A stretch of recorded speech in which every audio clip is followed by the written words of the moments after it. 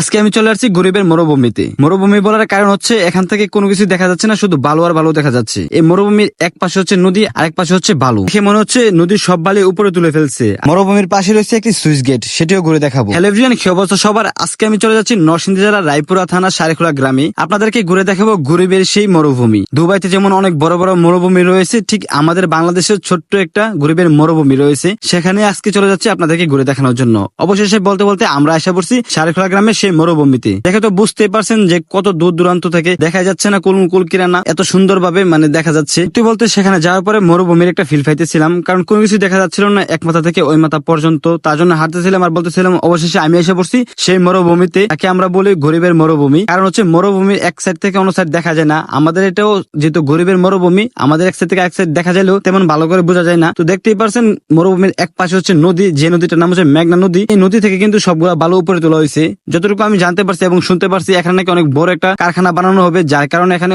এত বালু ফালানো হয়েছে। এখানে নাকি প্রতিদিন বিকালে অনেক মানুষ এসে ঘুরে দেখার জন্য এই জায়গাটা। আসলে জায়গাটা কতটা সুন্দর তা জানা নেই, কিন্তু জায়গাটা অনেকটা মরুভূমির মতো লাগছে, যার কারণে আমিও বলতেছি আপনাদেরকে এটা হচ্ছে আমাদের গরিবের মরুভূমি। তো আশপাশটা ঘুরে ঘুরে দেখতেছিলাম আর হঠাৎ করে চোখে পড়লো সেই শিমুল ফুল। এই শিমুল ফুল কিন্তু অনেক বেশি ভাইরাল হয়ে গেছে আমাদের বাংলাদেশে বর্তমান সময় বসন্ত আসার পরে। তো দেখতেই পাচ্ছেন মরুভূমিটা কতটা বড়, এবং এরিয়াটা নিয়ে অনেক বড় একটা ফ্যাক্টরি বানানো হবে, যে ফ্যাক্টরি থেকে মূলত অনেকে অনেক রকমের কাজ করতে পারবে। বাট এটা কি ফ্যাক্টরি হতে পারে তা আমার নিজেরও জানা নাই। তো এক পাশে নদী, আরেক পাশে হচ্ছে সেই মরুভূমির বালি। দেখতে দেখতে আমার কিন্তু খুব ভালোই লাগতেছিল। হঠাৎ করে যখন চোখে পড়ছিল সেই শিমুল ফুল, তারপর তাড়াতাড়ি চলে গেছি সেখানে। যার পরে অনেকগুলো ছবি তুলছি, ভিডিও করছি, কারণ বর্তমান সময় অনেক বেশি ট্রেন্ডিং এ আছে এই শিমুল ফুলটা। তো দেখতেই পাচ্ছেন কত সুন্দর, আমার কাছে বেশ ভালোই লাগছে। যদি আপনার বাসা রায়পুরা হয়ে থাকে, অবশ্যই সারেখোলা গ্রামে এই মরুভূমিটা ঘুরে যেতে পারেন। এই মরুভূমি থেকে একটু সামনে গেলে আপনারা দেখতে পারবেন একটা সুইচ গেট। এই গেটে আমি ছোটবেলা অনেক আসতাম এবং ঘুরে দেখতাম, আবার বইও পাইতাম, কিন্তু এখন আর বই পাই না। তার জন্য ভাবলাম যে এবার উপরে উঠবো। তো উপরে ওঠার সময় আমার বন্ধুরা বলে যে আমরা উঠতে পারবো। আসলে শহরের ছেলেরা